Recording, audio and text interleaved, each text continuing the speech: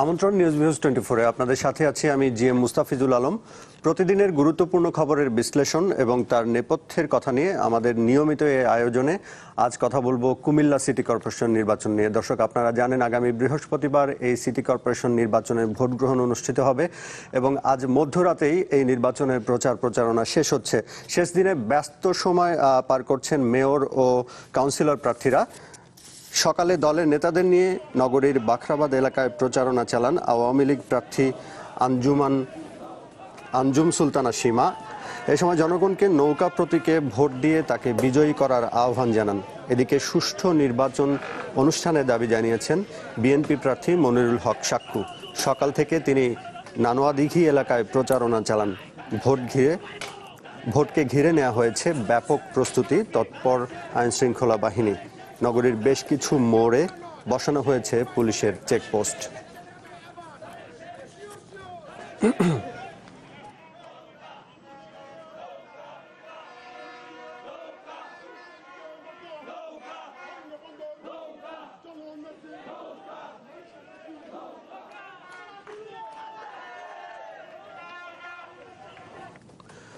দর্শক, city corporation নির্বাচন নিয়ে আমরা কথা বলবো। কুমিল্লাতে আছেন আমাদের সহকর্মী আহসান হিমেল এবং আমাদের স্টুডিওতে উপস্থিত আছেন স্থানীয় সরকার বিশেষজ্ঞ ডক্টর তোফায়েল আহমেদ। আমরা শুরুতেই কুমিল্লাতে যেতে চাই। আহসান হিমেল সেখানে আছেন। হিমেল, আজকে তো প্রচারণার শেষ দিন, তো নির্বাচনের সার্বিক পরিবেশটা যদি আমাদের সংক্ষেপে জানান। সার্বিক পরিবেশ বলতে যে স্থানীয় সরকারের নির্বাচনগুলোতে আমরা সাম্প্রতিক সময়ে যে নির্বাচনগুলো দেখেছি সেই নির্বাচনগুলোতে বিশেষ করে হট্টগোল কিংবা গোলযোগের ঘটনা কিন্তু সাম্প্রতিক সময় স্থানীয় সরকারের নির্বাচনগুলোতে বেশ হয়েছে। তবে এই ধারাটা একটু পরিবর্তিত দেখেছি আমরা নারায়ণগঞ্জ সিটি কর্পোরেশনের ক্ষেত্রে। আর কুমিল্লা সিটি কর্পোরেশনের ক্ষেত্রে শুরু থেকে নির্বাচনী তফসিল ঘোষণার পর থেকে গত মাস থেকে যে শুরু হয়েছে এবং 15 তারিখ থেকে আনুষ্ঠানিক প্রচারণা শুরু হয়েছে। এরপর থেকে কিন্তু দু একটি ছোটোখাটো ঘটনা, দু চারটি ছোটখাটো ঘটনা, নির্বাচন কমিশনের অভিযোগ দু চারটি, সব মিলিয়ে কিন্তু এখন পর্যন্ত যে পরিবেশ রয়েছে এরকম দু চারটি নির্বাচন বিশ্লেষক যারা রয়েছেন, ডাক্তার তোফায়েল স্যার তিনি হয়তো ভালো বলতে পারবেন। তবে স্থানীয় সরকার নির্বাচনের এই ধারাগুলো কিন্তু আমি তুলনামূলক একটু কুমিল্লাতে দেখেছি যে প্রার্থীদের অভিযোগ খুব বেশি নেই। একে অপরের বিরুদ্ধে অভিযোগের চাইতে তারা কিন্তু প্রচারণায় সবচেয়ে বেশি মনোযোগ দিয়েছে। বিশেষ করে আজ যদি বলি, আজ সকাল পর্যন্ত দু দলের প্রার্থীর সাথে কথা বলেছি, তারা কিন্তু এক প্রার্থী অপর প্রার্থীর বিরুদ্ধে কোনো কিন্তু অভিযোগ তেমন ছড়েনি। তবে বিএনপির একটি অভিযোগ ছিল যে নির্বাচনকে প্রভাবিত করার চেষ্টা করছে আওয়ামী লীগ, সেটি কয়েকদিন থেকেই ছিল, কিন্তু ব্যক্তিগত আক্রমণ কিন্তু আমরা এই নির্বাচনের ক্ষেত্রে দেখিনি। এর পাশাপাশি গত মেয়াদে কিন্তু প্যানেল মেয়রের দায়িত্বে ছিলেন আঞ্জুম সুলতানা সীমা, তিনি আওয়ামী লীগের প্রার্থী হয়েছেন। তিনিও কিন্তু তার প্রতিপক্ষ প্রার্থী সেই সময়কার মেয়র, বর্তমান বিএনপির মেয়র প্রার্থী মনিরুল হক সাক্কু, তার বিরুদ্ধে কিন্তু কোনো ধরনের অভিযোগ না তুলেই তিনি কিন্তু তার প্রচারণা চালিয়েছেন। তবে দলগতভাবে কিংবা প্রধান দুই প্রতিদ্বন্দ্বী রাজনৈতিক দল আওয়ামী লীগ এবং বিএনপির ক্ষেত্রে যে ধরনের অভিযোগ, পাল্টা অভিযোগ থাকে, সেটি কিন্তু আমি রাজনীতির মাঠে দেখেছি, কিন্তু প্রার্থীদের বেলায় কিন্তু সেই অভিযোগ খুব বেশি দেখা যায়নি। এর বাইরে আপনাকে ধন্যবাদ। আমরা সময় থাকলে আবারও আসবো আপনার কাছে বিস্তারিত জানার জন্য। আমাদের স্টুডিওতে আছেন স্থানীয় সরকার বিশেষজ্ঞ ডক্টর তোফায়েল আহমেদ। আপনি শুনছিলেন আমাদের কুমিল্লা থেকে প্রতিনিধি বলছিলেন যে সার্বিক পরিবেশ মোটামুটি সন্তোষজনক। তো আপনার কাছে যাওয়ার আগে আরেকটি ছোট্ট কথা আছে, সেটি হচ্ছে যে প্রধান নির্বাচন কমিশনার কয়েকদিন আগে কুমিল্লা নির্বাচনী এলাকা পরিদর্শনে গিয়েছিলেন। সেখানে তিনি কি বলেছিলেন সেই সংক্ষেপে আমরা তার কথাটি জেনে নেব আগে। গণতান্ত্রিক পরিবেশ পরিস্থিতি যেভাবে হোক না কেন, যদি আপনাদের সহযোগিতা থাকে, সমর্থন থাকে, প্রত্যেকটি গণতান্ত্রিক মনা ব্যক্তি বিশ্বাস করে এদেশের পরিপূর্ণ গণতন্ত্র ফিরে আসুক এবং সেই যাত্রা এই কুমিল্লা থেকে শুরু হোক। কি মনে করছেন? ওদিকে আহসান হিমেল বললেন, এদিকে সিইসি বললেন যে নতুন যাত্রা শুরু করতে চান। আপনার পর্যবেক্ষণ কি? এটা খুবই আশার ঘটনা, আশার বিষয় যে কুমিল্লার যে নির্বাচনটা হতে যাচ্ছে, এটা সারা দেশবাসী কিন্তু এই নির্বাচনটার দিকে তাকিয়ে আছে। আমাদের বিশেষ করে গণমাধ্যমের পাদপ্রদীপে এই নির্বাচনটা আছে এবং গণমাধ্যমের উপস্থিতি কুমিল্লায় ভীষণ সরব, ব্যাপক এবং নিবিড়।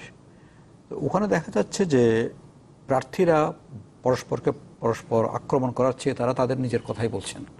এটা খুব স্বাভাবিক। কুমিল্লার ক্ষেত্রে যেটা হয়েছে সেটা স্বাভাবিক এই জন্যই, একজন মেয়র ছিলেন আর একজন প্যানেল মেয়র ছিলেন, এবং গত 5 বছর বিএনপির মেয়র হওয়া সত্ত্বেও নির্বিবাদে নির্বিঘ্নে উনি তার দায়িত্ব পালন করতে পেরেছেন।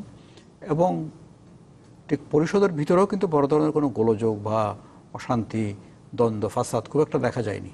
সুতরাং আমরা মনে করি যে দূর থেকে দেখে যেটা মনে হয়েছে যে তাদের মধ্যে একটা সুসম্পর্ক পরিষদের ভিতরেই ছিল। সুতরাং নির্বাচনের জন্য দাঁড়িয়েছেন, তখনও দেখা যাচ্ছে ওটা তারা রক্ষা করে চলেছেন। কারণ দোষারোপ করলে দুজনের ঘাড়েই দোষ পড়ে, কারণ দুজনেই তো ক্ষমতায় ছিলেন কোনো না কোনোভাবে। তো এটা খুব আশার কথা যে তারা কেউ ব্যক্তিগত আক্রমণ করছেন না। এবং এটা আরেকটা জিনিস, সেটি হচ্ছে যে ভোটের মধ্যে যে সংস্কৃতি, রাজনীতিতে যে নির্বাচনী সংস্কৃতির মধ্যে কিন্তু আমরা কিছু অর্জন আমাদের আছে দীর্ঘদিনের অর্জনের মধ্যে। এই একটা জিনিস হচ্ছে যে এখন প্রার্থীরা কিন্তু পারতপক্ষে নির্বাচনী আচরণবিধি ভঙ্গ করে না। এটা কিন্তু দীর্ঘদিন ধরে আপনি দেখবেন নির্বাচনী আচরণবিধি কিন্তু অফিসিয়ালি বা সাদামাটাভাবে দৃশ্যমান যেটা দেখি আমরা, তাতে করে নির্বাচনী আচরণবিধি ভঙ্গ হয় না। এবং প্রার্থীর বিরুদ্ধে প্রার্থীর অভিযোগটাও কিন্তু ঠিক আগের মতো এরকম দেখা যায় না, বিশেষ করে স্থানীয় নির্বাচনের ক্ষেত্রে। এটা রাজনৈতিক ইস্যুটা অনেক ক্ষেত্রে প্রাধান্য হয়ে যায় পায়। এবং এখানে কুমিল্লা নির্বাচনেও দেখা গেছে যে কেন্দ্রীয় যে নেতারা গেছেন ওখানে, হ্যাঁ, সেই ক্ষেত্রে বিএনপি এক ধরনের অভিযোগ করেছেন যে তাদের নেতাকর্মীদের বাধা দেওয়া হচ্ছে, গ্রেপ্তার করা হচ্ছে বা পরিবেশ নষ্ট করা হচ্ছে। আবার আওয়ামী লীগ আজকে যেটা বলেছে যে কি বলে, নিরপেক্ষতা দেখাতে গিয়ে তারা আওয়ামী লীগের প্রতি নিষ্ঠুরতা দেখাচ্ছে ইলেকশন কমিশন। তো প্রার্থীরা যখন মোটামুটি ঠিক আছে, তখন দলগুলো কেন এই পজিশনে যাচ্ছে? না, এগুলো যাই নির্বাচন আসলে কিছু উত্তাপ উত্তেজনা সৃষ্টি করতে হয়। ইভেন নিজেদের সমর্থকদের মধ্যে এক ধরনের একতা আনার জন্য বা একটা জিল আনার জন্য অনেক সময় এটা বলে। তবে কিছু কিছু ক্ষেত্রে দেখা গেছে যে হ্যাঁ, এরকম নির্বাচনে ছোটোখাটো কিছু হয়। যেমন নির্বাচনী প্রচারণার মাঝামাঝি সময় এসে কুমিল্লা দক্ষিণ উপজেলার যে ওসি, তাকে প্রত্যাহার করা হয়েছে একটা গ্রেপ্তারের ঘটনাকে কেন্দ্র করে। এরকম আরও 2-1টা ছোটোখাটো ঘটনা হয়েছে। কিন্তু এটা সব কিছু মিলিয়ে তারপরও এখানে বড় ধরনের কোনো উত্তাপ উত্তেজনা সৃষ্টি হয়নি। এবং আশা করা যাচ্ছে যে আগামী যে 2 দিন আছে এর মধ্যে এটা হবে না। তবে নির্বাচন কমিশনের এই ক্ষেত্রে প্রস্তুতি, তারা তাদের ভাষায় যেটা বলা হয় যে গুরুত্বপূর্ণ কেন্দ্র বা ঝুঁকিপূর্ণ যেটা আমরা বলি, এরকম কেন্দ্রগুলো চিহ্নিত করে যদি আগে থেকে ব্যবস্থা নেওয়া হয়, তাহলে হয়তো মিনিমাম যেটা ভোটের সময় দেখা যায় সেটাও নাও হতে পারে। কিন্তু এটা নিয়ে সন্তুষ্টির আত্মতুষ্টিরও কোনো অবকাশ নেই, কারণ এই জাতীয় ঘটনা যে কোনো সময় ঘটে যেতে পারে। জি, আমরা আবার আসবো আপনার কাছে। দর্শক, ছোট্ট একটা বিরতি নিচ্ছি, সঙ্গেই থাকুন।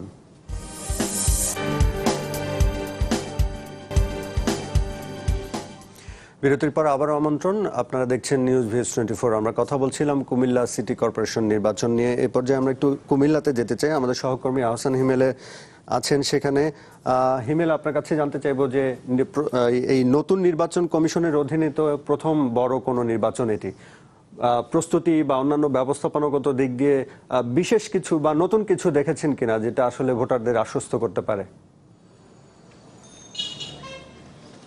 জি মুস্তাফিজ, মোটা দাগে যদি বলি সেক্ষেত্রে আমি দুটো বিষয়ে একটু এখানে পার্থক্য দেখতে পেয়েছি বিগত নির্বাচনগুলো থেকে। বিশেষ করে যদি নারায়ণগঞ্জ নির্বাচনের কথা বলি, তার পরবর্তীতে যে এই কুমিল্লা সিটি কর্পোরেশন নির্বাচন, তো এই কুমিল্লা সিটি কর্পোরেশন নির্বাচন প্রথম বড় কোনো আয়োজন। তবে এক্ষেত্রে একটি জিনিস, প্রথম যে বিষয়টি সেটি হলো যে নির্বাচন কমিশন এক্ষেত্রে নিজস্ব পর্যবেক্ষকের সংখ্যা নারায়ণগঞ্জ সিটি কর্পোরেশনের 27টি ওয়ার্ডের জন্য নিজস্ব কর্মকর্তা দিয়ে যে পর্যবেক্ষণ, সেই পর্যবেক্ষকের সংখ্যা ছিল মাত্র 15 জন। এবার সেই দ্বিগুণ সংখ্যা 30 জন পর্যবেক্ষক বাড়িয়েছে। বিশেষ করে 27টি নির্বাচনী ওয়ার্ডের জন্য একজন করে, প্রতিটি ওয়ার্ডের জন্য একজন করে পর্যবেক্ষক রেখেছে এবং তাদেরকে নির্দেশনা দেওয়া হয়েছে তারা সময় মতন এই নির্বাচনে প্রতিটা কেন্দ্রে, বিভিন্ন কেন্দ্রগুলোতে কি ধরনের ঘটনা ঘটছে সেগুলো তারা নির্বাচন কমিশনকে অবহিত করবে এবং এর পাশাপাশি কোনো ধরনের ঘটনা তারা দেখলে তাৎক্ষণিক প্রতিহত করবে এই বিষয়টি। আর দ্বিতীয় যে বিষয়টি এইবার প্রথম আমরা দেখতে পাচ্ছি এই নির্বাচন কমিশনের অধীনে, সেটি হলো যারা নির্বাচনী ভোট কেন্দ্রগুলোতে প্রিজাইডিং অফিসারের দায়িত্বে থাকবেন তাদের ক্ষেত্রে কিন্তু প্রতি ঘন্টার আপডেটের জন্য একটি মেসেজিং ব্যবস্থা করা হয়েছে। মেসেজ কোডের মাধ্যমে তারা নির্বাচন কমিশনকে প্রতি ঘন্টার আপডেট জানিয়ে দিবে, যেটির মাধ্যমে দেখা যাচ্ছে যে কোনো কেন্দ্রে ভোট পড়েছে, ভোটের শতাংশ সকাল 10টায় দেখা যাচ্ছে সেখানে 12 থেকে 13% পড়েছে, দুপুর 12টায় যদি সেখানে দেখা যাচ্ছে যে 70 থেকে 80%। নির্বাচন কমিশনের যাতে মনে দৃশ্যমান যদি কোনো অসঙ্গতি সেখান থেকে ধরা পড়ে, নির্বাচন কমিশন যেন সেক্ষেত্রে ব্যবস্থা নেওয়া হয়, এই ধরনের পদক্ষেপটি কিন্তু এবার নির্বাচন জি, কমিশনের হিমেল, বিশেষত্ব ছিল। বিশেষ করে এই নির্বাচন কমিশন হিমেল আপনাকে অনেক ধন্যবাদ। আমরা আরো হয়তো বা সময় থাকলে আপনার সাথে আবারও কথা বলবো। ডক্টর তোফায়েল আহমেদ, সবকিছুই ঠিক আছে, এখন কথা হচ্ছে যে নতুন নির্বাচন কমিশন সম্পর্কে বিএনপি যে ধরনের কথা বলছে যে তাদেরকে আস্থা অর্জন করতে হলে এইখানে একটা সুষ্ঠু নির্বাচন দিতে হবে এবং এটি তাদের জন্য অগ্নি পরীক্ষা। আবার আওয়ামী লীগ যেটা বলছে যে হ্যাঁ, এটা অগ্নি পরীক্ষা নয় কিন্তু কঠিন পরীক্ষা। তো আপনি কি মনে করছেন যে এই স্থানীয় নির্বাচনের পরীক্ষা উতরে গেলেই কি জাতীয় নির্বাচনের জন্য সুখকর কিছু বয়ে নিয়ে আসবে? না, এটা তো আর্লি বলা সম্ভব না, তবে প্রত্যেকটা নির্বাচনে গুরুত্বপূর্ণ। নির্বাচন কমিশনের জন্য স্থানীয়, এটা ইউনিয়ন পরিষদ নির্বাচন হোক, উপজেলা পরিষদ নির্বাচন হোক, উপনির্বাচন হোক বা জাতীয় সিটি কর্পোরেশন, প্রত্যেকটা নির্বাচনে গুরুত্বপূর্ণ। কারণ এগুলো প্রত্যেকটা নির্বাচনের মাধ্যমে নির্বাচন কমিশনের কর্মদক্ষতা, তাদের ক্ষিপ্রতা, তাদের সদিচ্ছা ইত্যাদি প্রমাণ তারা দিবেন। এবং কুমিল্লা সিটি কর্পোরেশনটা যেহেতু তাদের প্রথম নির্বাচন, এখানকার প্রস্তুতিতে একাধিক নির্বাচন কমিশনারকে আমরা কুমিল্লা ভিজিট করতে দেখেছি এবং তারা অনেকগুলো প্রমিস করেছেন। বিশেষ করে পুলিশের উপর অ্যাকশনটা, এটাও একটা প্রণোদনযোগ্য হয়েছে। সব মিলিয়ে এখন যে বললেন পর্যবেক্ষক নিয়োগ, এটা কিন্তু খুব গুরুত্বপূর্ণ, নিজস্ব পর্যবেক্ষক থাকা। এবং এখানে ইলেকশন কমিশনের কিন্তু সেই সব ইকুইপমেন্টসগুলোর বন্দোবস্ত আছে, যে ক্যামেরার সাথে থাকা এবং সাথে সাথে ছবি ধারণ করা, এগুলো। তাহলে আর কোনো জায়গায় যদি মনে করেন ঝুঁকিপূর্ণ বলেন বা গুরুত্বপূর্ণ বলেন, ওখানে সিসি ক্যামেরা রাখা, এগুলোর কতগুলো ব্যবস্থা কিন্তু নির্বাচন কমিশন এইসব ইলেকশনে বিশেষ করে করতে পারে। তো আমি জানি না এদের প্রস্তুতির যে যতটুকু শুনলাম হিমেলের কাছে, তাতে মনে হচ্ছে তারা ওয়েল প্রিপেয়ার্ড আছে।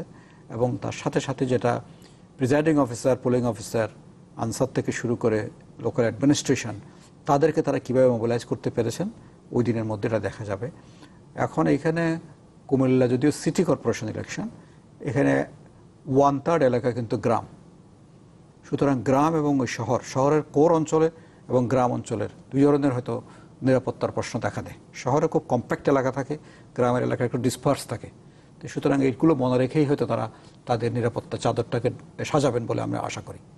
জি, আমি যেটা জানতে চাচ্ছিলাম যে 2013 সালে যে কয়টি সিটি কর্পোরেশন নির্বাচন হয়েছিল, বলতে গেলে সবাই বলেছেন মোটামুটি ভালো নির্বাচন, সুষ্ঠু নির্বাচন হয়েছে এবং সেখানে ম্যাক্সিমামই সবগুলোতেই বিএনপি জিতেছে এবং পরবর্তীতে 14 জাতীয় নির্বাচনে বিএনপি যায়নি, কারণ সেই নির্বাচন কমিশনের অধীনে বা তত্ত্বাবধায়ক সরকার নেই বলে তারা যায়নি। তো এবারও তো একই অবস্থা রয়েছে। তো সিটি কর্পোরেশন নির্বাচনে ভালো করলে বা কতটুকু আস্থায় নিতে পারবে অন্যান্য দলগুলোকে নির্বাচন কমিশন? এটা খুব এত আর্লি বলা সম্ভব নেই। কারণ জাতীয় নির্বাচনের ক্ষেত্রে বিএনপির যদি বলে শুধু একটা পার্টি বিএনপি, তাদের নিজস্ব একটা আলাদা অবস্থান আছে। আর স্থানীয় নির্বাচনে তারা বরাবরই অংশগ্রহণ করেছে। ইভেন যখন তারা জাতীয় নির্বাচনে যাচ্ছিলেন না, তার পরপর কিন্তু তারা স্থানীয় নির্বাচনগুলোতে অংশগ্রহণ করেছে। সুতরাং এই জন্য জাতীয় নির্বাচনের ক্ষেত্রে হয়তো পলিটিক্যাল ইস্যুগুলো প্রাধান্য পাবে। পলিটিক্যালি তারা কি জিনিস চাচ্ছেন বা সরকার কতটুকু ছাড় দিতে রাজি আছেন, এই দর কষাকষির অবস্থাটা এখন চলবে। এটা পরবর্তী সময়ে দেখা যাবে। নির্বাচন কমিশনের যে ক্ষমতা, কার্যক্রম, এগুলো কিন্তু নির্বাচনী ব্যবস্থাপনা সংক্রান্ত। তারা রাজনৈতিক বিষয়গুলো সমাধান নির্বাচন কমিশন করতে পারবেন না, রাজনীতিবিদদেরই করতে হবে। এই পর্যায়ে একটি বিরতি নিচ্ছি, দর্শক সঙ্গেই থাকুন।